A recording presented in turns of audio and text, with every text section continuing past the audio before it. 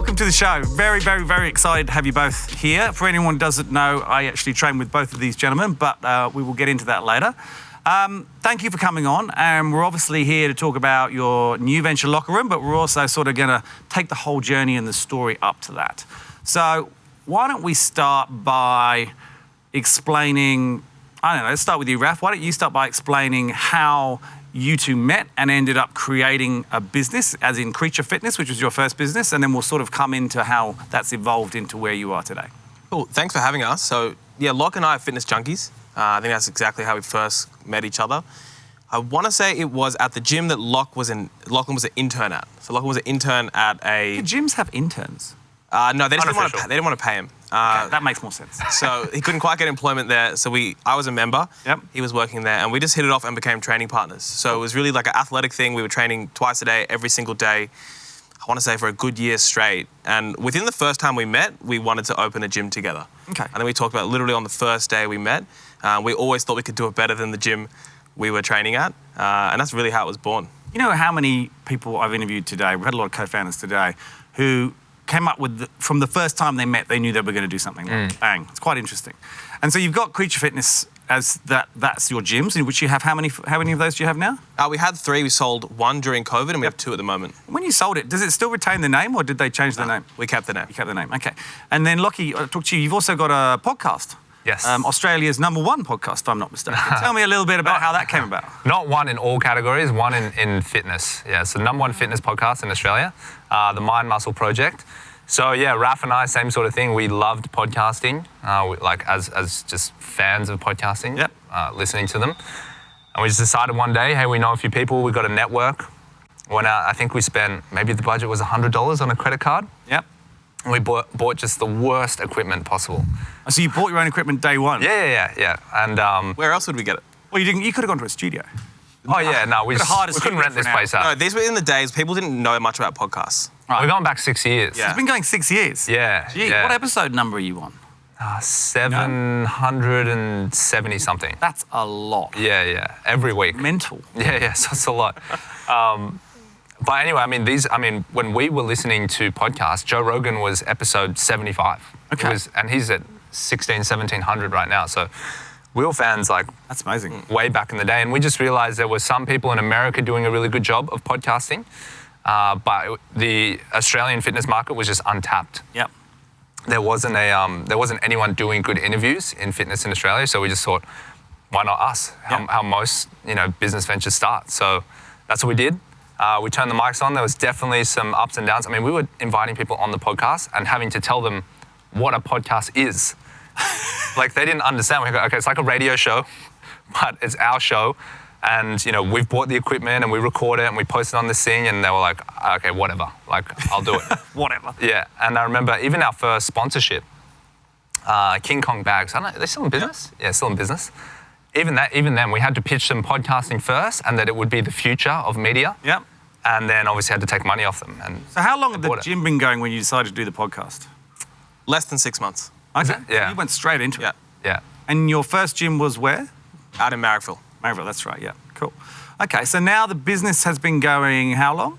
About 6 years. So the whole thing has really been running since 2014. Awesome. And I guess, where are you taking, and we can go into Locker Room now a little bit. Tell us where you're taking that business. You're going to retain the podcast, you're going to retain Creature Fitness, but you're bringing in, obviously, as the T-shirt says just there, Locker Room. Tell us a bit about Locker Room. Yeah, so we're keeping what we're doing now, but I think what's really changing is the type of client that we want to serve. We really want to elevate the type of client we look after in the gyms.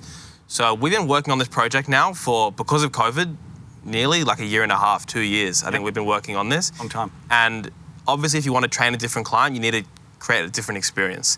So what we're doing is going into a different area, into the CBD, to create a gym for the person, really our dream client that we like to serve, that, we used to get 1 in every 100 would walk in. Now we just want 100 of them. Right, cool. And so tell me how it works. Yeah, well, I think that, I can't remember who said it, but in a service business, the quality of your customers is like the quality of your life. So kind of what Raph was saying, I just thought, we've been fortunate to travel a lot to a lot of cities in America with the podcast, and we got to explore a lot of the kind of fitness industry in America, which usually comes to Australia at some point. Yep. Depending on what it is, 2 to 5 years later. And we saw a particular model working really well, which was serving this niche, this high-end clientele. And we thought, let's do an Australianized version of that. But I think a few things needed to fall in place. There were some other business partners still involved. There was just, I guess, with our own confidence about what we could do and where we were at, a few things needed to happen. And then, we got some investment and we decided that, it was the right time. And so Locker Room essentially will, like Raph was saying, will serve that high-end clientele in Sydney that will have exclusive access. We're taking care of, basically, we surveyed a lot of these clients that we have in the existing gyms and thought, okay, what are the issues and the problems they're facing? Even having a conversation with you, it's, sometimes even though you can afford the best trainer and you can afford the nicest facilities, it's still Virgin Active, it's still Fitness First. So you can still rock up at 6 a.m. for your session and all the benches are taken. Yep. And all the treadmills are taken. And so it has to change. And so we wanted to create something that firstly would price out the bottom end of the market, but would just make sure that, if you're coming to the gym to train, you would absolutely get everything you need in terms of your training for the day. Like all the equipment would be there, the program would be there, your coach would be there, but it would also offer you the flexibility. I know we talked about this, that New York calls or whatever, you got to do a deal or you got a last minute meeting that's so important. If you cancel your PT in the morning, there's not necessarily going to be space later that day for you to fit in. And that's annoying because then it gets pushed to the next week and the next week and the next week. But we wanted to make a system so that if you did cancel or something came up last minute, you can still book in at any time. It's flexible and convenient from that perspective. And more conveniences like having your own locker. You can obviously have lockers at other gyms, but you've got to take your stuff with you. You do. It'd be easier to leave your stuff there. And so we'll clean your clothes for you, have a suit room, all that sort of stuff, so that all you have to remember is just showing up. You don't need to remember your gear. You don't need to, remember your meetings or your coach's name or anything. If you just show up, we'll take care of the rest. Cool. And you're capping it out at 100, is that right, Raph? Yeah, right now we're capping it at 100. Yeah. I think I don't know if there was actual statistics on this, but 100 is a number. When you go over it, it's really hard to keep a tight community involved. And we want a lot of networking and that community feel. So for us, 100 keeps it at that level. Okay, cool. And look, I think one of the most interesting things about having you guys on the show is I would say 95% of the people we get on this show are running a tech-based business. Now, you have tech in your business, and we can come on to that later. But I think having a gym and a services business, I'm interested to know, because you've been going 7 years as well, so you have a couple of stories, and I'll grab one off each of you, and we'll stay with you, Raph. But what's the hardest thing or the biggest mistake you've made? And I think this will be interesting, because it's going to be quite different to a lot of the other people we get on the show. So what's something that you found personally particularly difficult, or one of the biggest stuff-ups that you, and if you can bring him in on that as well, that you both made together as business owners, and what you learnt from it? I think one of the biggest challenges we've had is actually been around staff, because the gyms we run quite staff intensive, because there's a lot of delivery, right? There's service, there's a certain amount of hours to do. And we've had a number of mistakes with them, but one has been, we often would just have the staff that fell into our lap rather than really going out and finding the best staff possible, because a good staff member in a service industry is changes the game completely, right? So probably not putting the time and effort or having the resources to find the right people for it. And then being able to offer really good people, some upward mobility in their career as well, and some big vision that they can be working towards. Because the best people, otherwise they're going to get bored. They want to do their own thing on the side, go on to their own projects in fitness. And fitness doesn't need a lot of capital to get started, so people can, if they want to, go and do their own thing at any time as well. So being able to retain really good staff has been a challenge, and I think part of what we're looking to do is give them that upward mobility so we get the right people and keep them for a long time. Okay, cool. And what have you learned in terms of, I guess, through the bad ones? What's the biggest learning you had out of that? I think the biggest learning is often we knew it wasn't going right pretty early, and we kept them on too long. So you're doing that. You got to get to that hire slowly, fire fast kind of methodology that a lot of people talk about. I've done the same. You keep people and you know it's not working. Yeah. What about you, Raph? Mark. What about you? You know my name. Yeah, that's a really good one. The first one that came to my head was honestly just, I guess I'll start with one thing and it'll lead into another, but essentially picking the right business partners. When we started, we were young. We were 21, 22, 23. And I guess at this point, you don't really know necessarily, you don't know a lot of things. You know about partying, that's about it. But you also don't know each other's skill sets. You don't actually know what you'll gravitate towards, what you'll be good at. And so I think there was a lot of like just natural organic trial and error as to like, okay, who's good with, paying the bills and the numbers, who's good with servicing the clients, who's good with, doing the marketing and the sales. And I think that same with the staff is like, I think we kept business partners around too long that didn't have the skill sets that we needed to progress to the goals that we had. And I'd say that honestly, for a long time, we probably didn't share our ambitions together. And so I didn't know how ambitious Raph was, and I was very ambitious, and I didn't know how ambitious our other business partners were, just because we weren't communicating properly. And then I feel like it just was one day Raph just kind of got up and said, I want to make $10 million or something like that, or I want to grow this into 10 locations, or something very ambitious. And I was like, oh, that's interesting, so do I. And how have we never spoken about this before? And then I realized from this point, we were on the same wavelength. It was kind of obvious, right? We had the podcast and that sort of thing together. And our other business partners, they weren't really ready for that next stage. They weren't as ambitious. Interesting.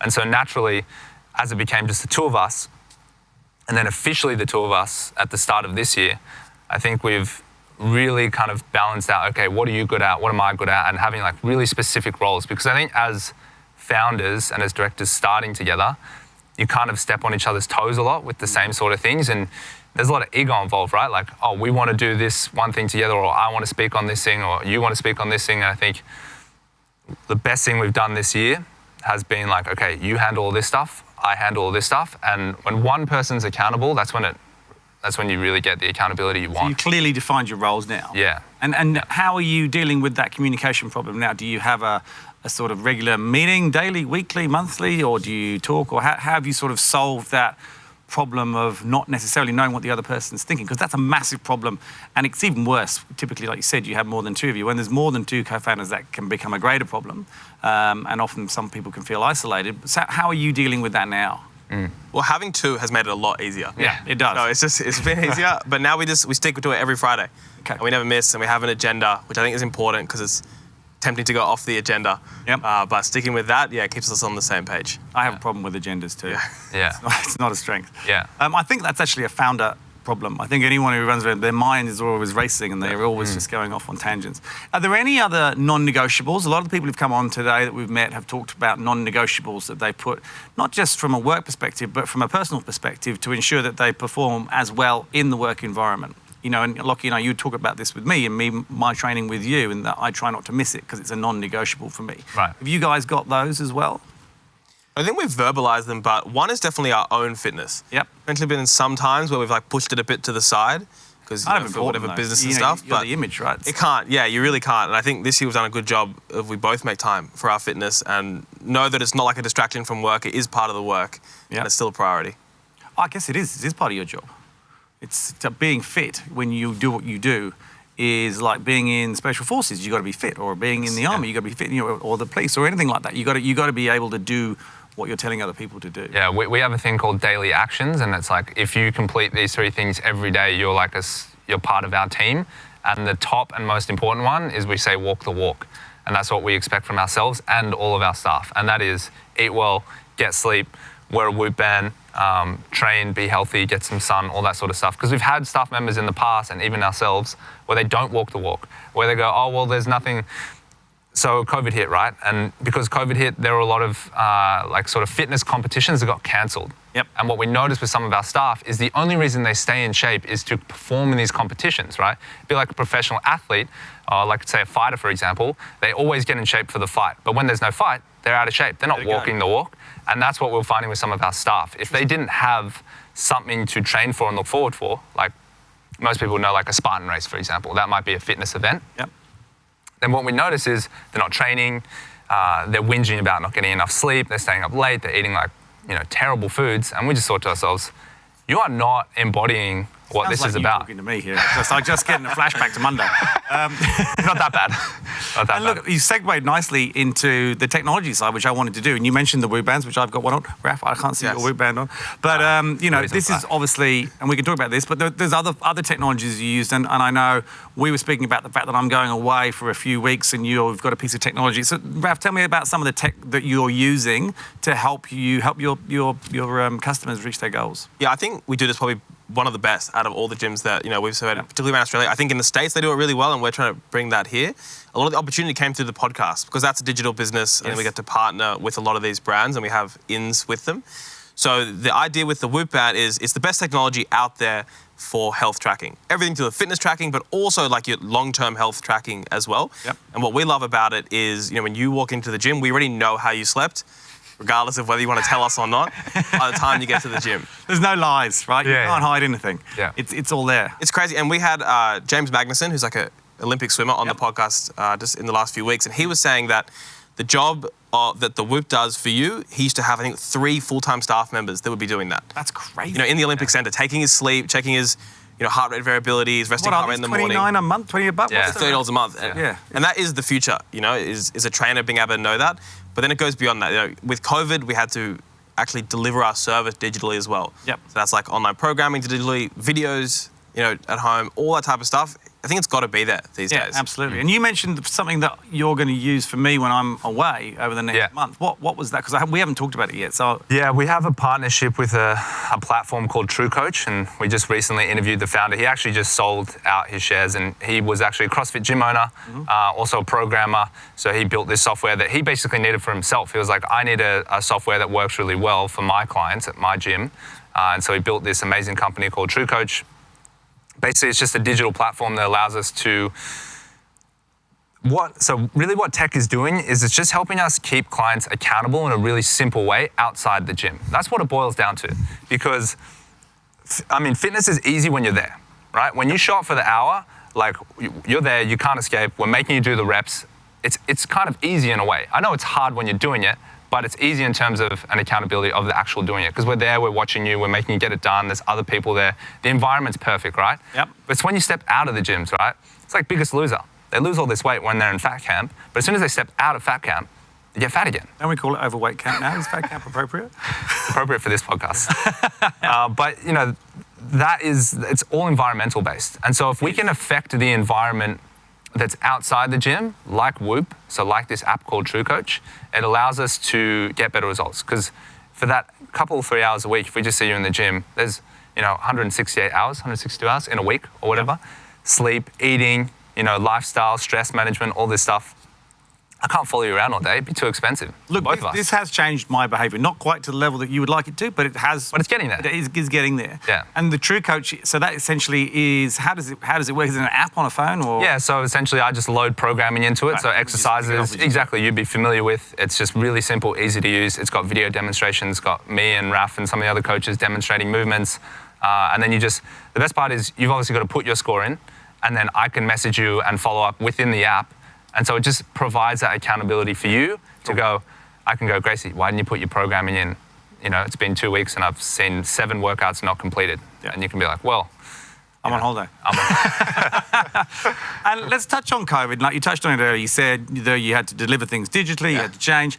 Did you see an uptake, or do you feel there was an uptake generally in, I guess Australia's been different to a lot of other countries because we haven't been hit with as many cases, but do you think people have, one, started exercising more because of COVID or less? And do you feel that people are taking more care of their health or a bit more aware of their health more than perhaps they were a year ago?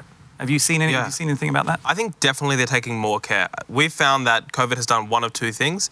Either, because it was such a big change to people's lives, they either got in better shape, because they weren't going out as much, they got more time to sleep because they're not commuting to work, a whole bunch of lifestyle things, and they lost weight or felt a lot better, or it was off the, completely off the rails. And it was the worst possible time for them. But both scenarios, I think, have brought health to the forefront for them.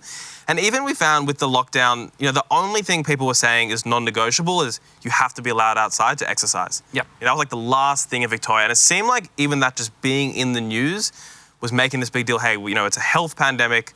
The healthy people are the ones who are least likely to be affected by this. And the most important thing you can do is still exercise. Are you always allowed to do at least an hour? Did they ever take that away? I can't remember. Never did. South Australia did, which made it a little bit tougher. I think it only lasted 24 or 48 hours. But yeah, even in Melbourne, you could go out an hour a day to exercise as long as you stay within 5 kilometres. Yeah. Well, that's okay. That's a long way. It's 10 if you run there and back, right? It's a good run. That's a good run. Yeah. All right, my favourite question, and we'll start with you on this one, Lockie. Sure. Beliefs. So a belief is something that a person has, and that it's not something they necessarily think about, they just have it, right? And I want to know, and it could be because of COVID, it could be because of the business you started, it could be any other reason. Like, there's lots of different life-changing events. But tell me a belief that you had that you have now changed, and why. Yeah, And we know why we asked this question, because it's on your podcast and I stole it from your podcast. So you should have some good answers. It's a good question. Yeah. We've heard Best question of the lot, right? Yeah, of course. No, we've asked this question over 300 times to like all different types of fitness guests and health guests and stuff. So we've heard a lot of different good answers, and I sort of expected that it might come up today. And like some of my guests kind of default to this question, is that I find it hard to have a lot of set beliefs that I change my mind so often, is what I'm trying to say. Yep. So I find it hard to have really long-term set beliefs, but I did come up with one. And basically, as my life has changed, as I've gotten older, and instead of my heroes being like athletes and sporting heroes and, CrossFitters back in the day, it's switched more to business people as I've shifted my focus more on business, away from athletics. Yep.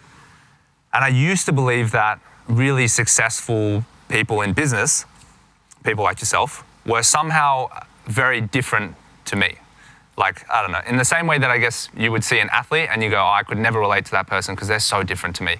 I think when you get to meet a lot more people like yourself and other business people that we know as well that are successful, and interview them as well, they're just like us. They're normal people that just work hard and just persist and don't give up and, have good ideas and, take failures. And I realize, the people that don't get there are just the people that give up. They're the people that just can't learn from failures. There's nothing special. There's not like they have, an extra brain, or they don't have, supervision where they can see into the future and predict things better. And of course there are people that, might be more talented at mathematics or better with numbers, or I don't know, just see pattern recognition differently. But with the skill sets that we have and we've developed, like, there's no reason that we can't. They're not just like you, they are you. Exactly. Thing, right? Yeah. And the interesting thing, what you just said, you don't have any tightly held beliefs. I'll tell you that you'll like this. So earlier today we had one of the founders of Antler here in Australia, which is a VC, one of the largest VCs in the world, and she's moving into a new role where they've got, I think, 800 founders or something across the world. They are going to try and decode what makes a good founder, so that they've got all this data and they're actually going to be able to look at it globally, what makes people successful as founders, to try and work out what that is. And it's going to be fascinating. Yeah. But one of the things they've worked out already is that founders have strong beliefs that they can let go easily. So maybe that's a good thing. That sounds good. You should be happy. That sounds good. What about you, Raph? I'm going to do more of a fitness one. And this is one I think it's partly come about from COVID, but I've just seen it quite a few times this year, and it's changed my mind on it. Was obviously there's two things usually people come to us. It's like nutrition and their training. Yep. And I was always of the belief that nutrition was the best thing to get sorted first. And often when I'd have like family members come to me and different people like that, I would always recommend, you want to get your nutrition sorted? Because I had this belief, I was like, well, you're already eating. So this is like the easiest habit to change. You're already spending the time to eat every day, whereas training is a new thing. You're not training. So why, bring something new in when it's so important? But my mind has been changed, and I think it's because I've seen a lot of people just get into training and how that transforms their mindset more. When you come in and you hit a really good hard session, you're like, wow, I didn't think I could do that. I've done it. I feel incredible. I know I can achieve more. You take that into the rest of your life or your health and fitness pursuits. Whereas, if you just have a salad for lunch, you don't walk out of that feeling like a beast that can take on the world. You just feel like you had a salad. You're starving. If anything, you feel hungry. Great. That's good. Do you think that's because it's, I don't know, I haven't read enough about, I have read a lot about the power of habits and books like that, but what I haven't really studied is it easier to create a new habit, or is it easier to change an old habit? I would imagine it's easier to create a new habit because it's shiny and people like shiny things, than it is to change an old habit because it's a habit. I can't remember, I think it's 7 weeks or something like that to change a habit, which is a long time, right, to eat salad. 7 weeks, Jesus. Yeah. You'd be really pushing yourself for an extended period of time, whereas I think it takes 3 weeks to form a habit. So it's the big difference, so maybe that's why. Yeah, I think there's more emotion and there's hormones running through your body. It's something like a workout. First workout in the gym, some people never forget that. Whereas their first healthy meal, you forget it, the next day. And it's something about creating that just emotional experience for people time and time again that can really change the trajectory of their life. Let's touch on nutrition like you just have. How much do you do with your customers around nutrition? You know, because that, as you said, and as I have learned as I've gotten older, just through getting older, nutrition is so important. How much, you know, most gyms, other than trying to sell your protein powder at the reception, don't really do a lot around. You don't have receptions. They don't really do a lot around nutrition. So, Lockie, tell me, how much work do you do with your? Yeah, it's a good question. I think also, like Raph, our ideas around nutrition and how important it is have changed over time. Because nutrition is hard to change, because a lot of people have attachments emotionally to so many things like, oh, this is my favorite chips, I can't give up wine, I like to eat dinner out with friends, all these things. I understand. Food is a very tightly held part of our culture. You know, it affects everything. And so to interrupt that can be, I think for a lot of people, quite offensive in some ways. So I find that the right time for nutrition is when the client is ready to come to us for nutrition. Okay, interesting. So rather than say, okay, we're going to start off with this meal plan and we're going to change this and change that, you're like, whoa. I just want to just get some training in. And that's what Raph was saying. Most people are ready to train. Yeah. And okay, when you're ready with the training, you've got that dialed in, it feels easy, it would feel weird if you didn't train. It's probably a good time for you to then come to me and say, okay, I'm not really quite getting the results I want yet or I'm expecting. Let's talk about nutrition. Honestly, at that point, I go, okay, well, tell me about your sleep, because sleep's more important than nutrition. Yep. So then when we get the sleep right, then we can start talking about some nutritional stuff. We are way off talking about nutrition. Oh, yeah. We are miles off. So far away. We are miles off. Tell me, how many people do you think train so that they can have bad nutrition? Oh, that's a good question. I reckon it's a lot. I would say quite a fair few. It's their excuse. It's their, I've got a balanced lifestyle because I want to eat burgers and pasta and really bad foods, so I'll go to the gym 4 times a week and no one will know I'm eating the bad foods because essentially I'm burning it off, but I'm not really caring about the results. It's just a way of me not getting fat. Yeah. Almost. Yeah. Do you think that's how people start and that changes, or? Well, I mean, that's exactly what I was saying, right? It's like, I want the person to come to me. If someone's like, no, I only train because I won't eat like shit, but that's going to make me happy. Well, okay, good. I'm basically giving you what you want, right? But if then you come to me and say, well, I'm not getting the results I want, I'm going to go, okay, well, it's because of this and you have to change this. Only if you're ready to actually change this will I put effort in on my half. Because, you know, it's a balance of efforts, right? I'm going to commit to you, but you got to commit to me. Yeah. So you can't just say you want to change these things and then I give you the instructions and you don't, because I've done that too many times. It doesn't work, right? So they actually have to really want to change those things. And then at that point, yeah, we go for the lowest hanging fruit for a lot of people. Okay, what are you doing on the weekend? Yeah. What's happening on Saturday night? What's happening on Friday night? How many times a week do you eat out? What's the first thing you do in the morning? Do you drink water or do you just drink coffee? Do you have donuts and all that sort of stuff? I have donuts in the morning. Some people still do. But I'll tell you what's interesting about nutrition is, you know, people come to me and they go, is it white rice or brown rice? Should I have milk in my coffee or not in my coffee? And I go, well, none of this matters because you had 45 beers on the weekend. So I think we tend to focus on the wrong things in nutrition. So redirecting that focus is helpful. And you've said that when people come to you and talk about nutrition, you go to sleep, right? So let's talk about sleep, because sleep is a massive subject, and not just from a fitness point of view, but if you look over the last few years, there's been a huge uptake in mattress companies and natural fibers sleeping under to help you sleep longer and better and cooler, along with, I'm reading that book, and it's quite heavy going, I've got to say, that book, Why We Sleep. It's fascinating, but the writing's really small. It's actually a much bigger book than you think, by the way. But it's, you know, it's becoming a really big topic. It's everywhere. So how much impact does sleep have? Do you think it's the most important? Do you think training's the most important? Do you think diet? Obviously, the combined 3 trilogy is the best. But how high up the ladder do you see? I know how high up because you talk to me all the time. I'm going to ask you, Ralph. How high up the ladder do you see sleep? Yeah, well, I think since we started, sleep has basically become cool again. So when we first started, we weren't really talking about it, and it wasn't really a thing that I think a lot of people were coming to us, even really asking about. Last few years, the book you mentioned and other people have really brought it back to the forefront. I also even think the technology that's come out has brought it back to people's minds. A lot of people get this just for the sleep, I think. Yeah. And there's tons of sleep trackers out there, right? People are pretty obsessed with it. Even Apple Watches are going to tell you, about your sleep. The reason that it can seem misleading, because you will find people that are in great shape, that eat really well, train hard, and don't sleep very much, and they look amazing. And that definitely is a thing, but we still believe sleep is the most important for most people when it's off. Because when it's off, it affects your training and it affects your nutrition so much. Yeah. And even with people's energy, eating well takes willpower and energy, and so does training. And bad sleep or poor sleep just depletes that so much that we know we're fighting an uphill battle on everything we try and change until we get their sleep right. So same thing, it can be a hard thing to change. So it might not be the first thing we work on, but... Yeah, it's interesting because I'm probably a generation above you guys. And when I was growing up, a measure of success was almost how little you slept, how hard you were willing to work, you know. And you had all these famous people who only slept for an hour and a half or 3 hours a day. They're all dead now, strangely. But, and I'm not sure why, let's not look into that. But for me, it's still ingrained in me that if I really want to achieve certain things, I have to give up sleep.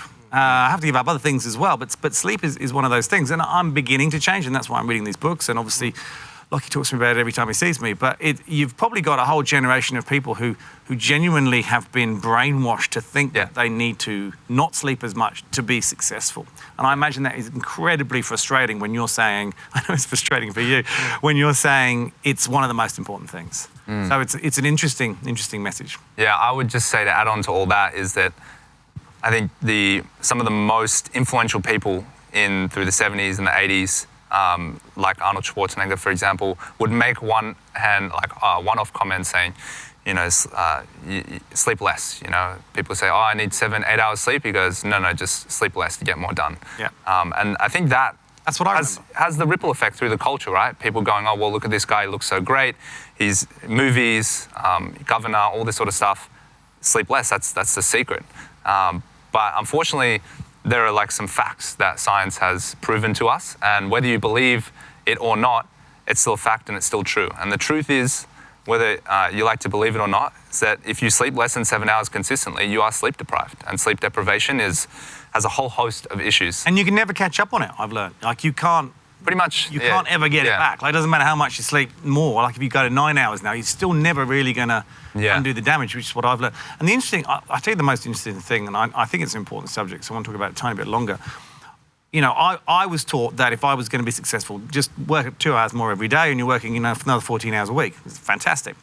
So that's what I was led to believe. I now know that's not the case, but I think very much like the days of smoking, everybody knew smoking killed them, yet buying the damn things and smoking them. So I think you've got a similar, if we go back to it again, it's a core belief that's been ingrained in people, and I have to find a way to change that, I guess. Yeah, there's definitely some reprogramming that needs to happen, but I think something like a Whoop, right? You know, a lot of these people that are in the industries that have been told that less sleep is good, they also are in the same category of people that are driven by numbers, right? We're talking about on the way here. Yeah, finance is a big industry, right? They're very numbers focused. We want our numbers to be good all the time. It's numbers, numbers, numbers. That's how they measure their success.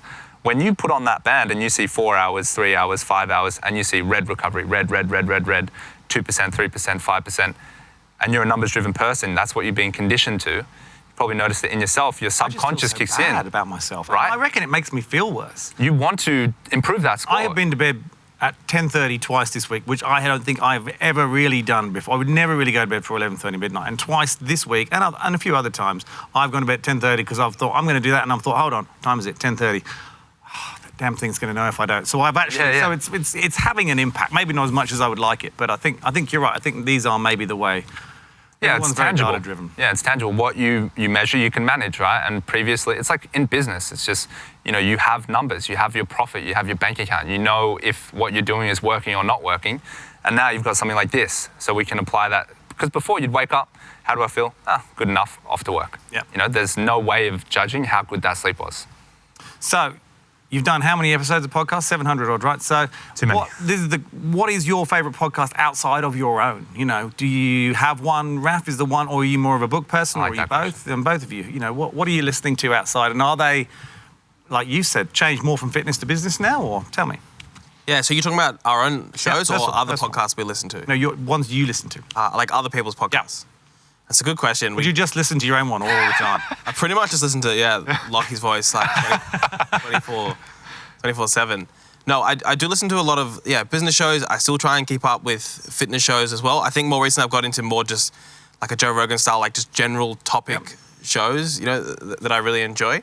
But I would say probably this year, the one I've listened to most consistently is it was called How I Built This, and now it's like something to do with resilience. It's changed it a little bit because of COVID. I've listened to that. But it's Guy Raz, like same thing. It's like a high-end NPR podcast. Yeah. I think he's a very well-known interviewer and he's amazing at it. And he gets like the who's who of people that have started companies. But he does a great job because he also does you know, smaller companies that, you know, maybe no one's ever heard from the founder before, but the story is incredible.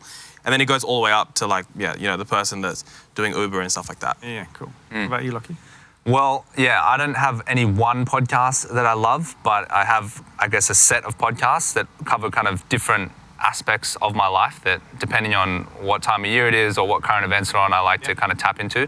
So in the fitness realm, I like a show called Mind Pump. They're the biggest fitness podcast in America, mostly because they have some really good knowledge, of course. It's really practical. It makes a lot of sense. They have a very similar kind of journey in fitness that we had. And so I just love their stories. And there's three of them, and they're just awesome. They get along. We interviewed them, lucky enough, in the States. We sat in their studio. It was very similar to this. So they're kind of inspirational in many ways. So I just look up to them. And then when it comes to, I guess, philosophy and world events and stuff, I like Sam Harris's podcast. Sam Harris is like a New York Times bestselling author and he political commentator, and I guess he talks a lot about religion and stuff like that. And yeah, he's just an amazing human.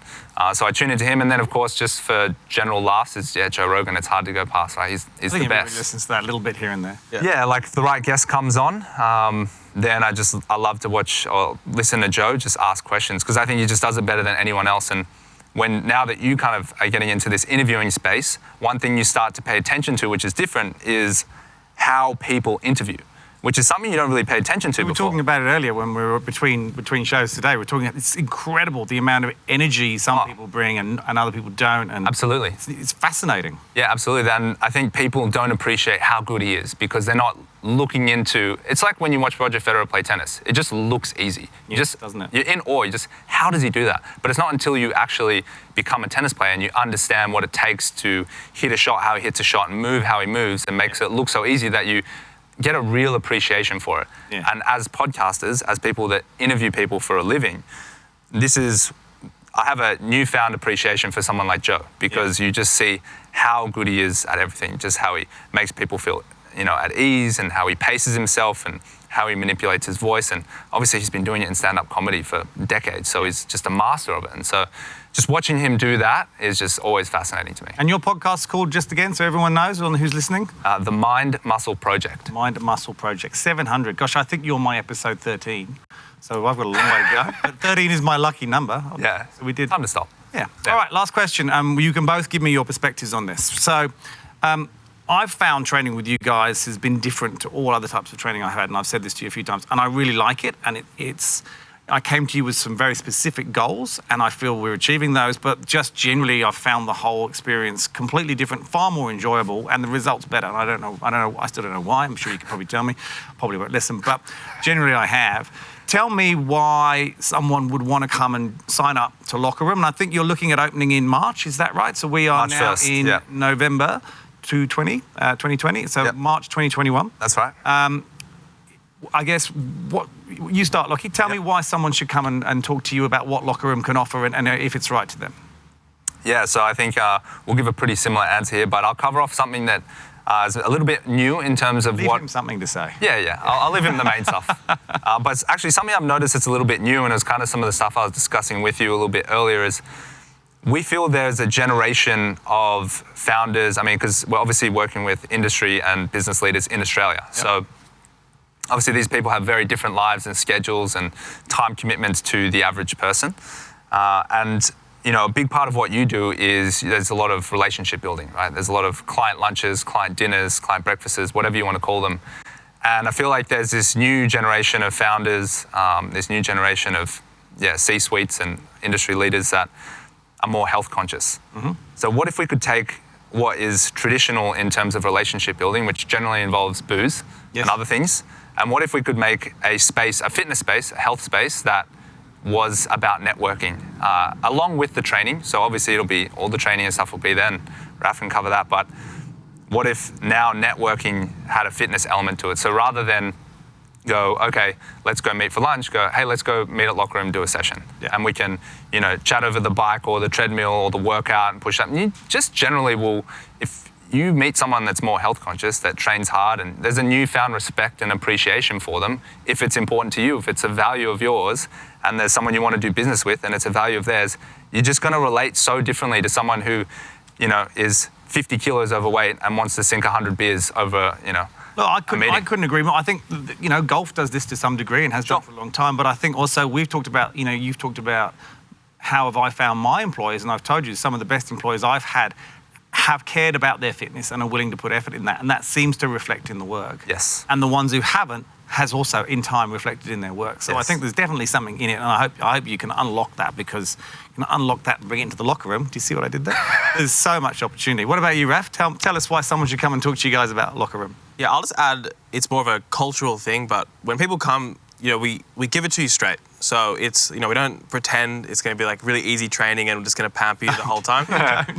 We're straight with it. We do work really hard in the gym, and I think we want to attract people that like to work hard in business and they want to work hard in their fitness. And, we're going to give it to you straight as well. There's an element of commitment you have to do and some lifestyle change. And if you want to see results, we are straight up with it. And that's how I think we build rapport with the people, that they want to hear that. They want to be told, yeah, this is what's going to happen. It's going to be hard, but I'm going to get the result.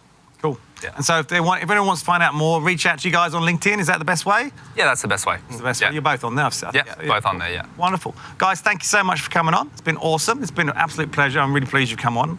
And it's good. I found out a few new things, which is always exciting too. Thanks for having us. Thanks, guys. Appreciate it. Thank you.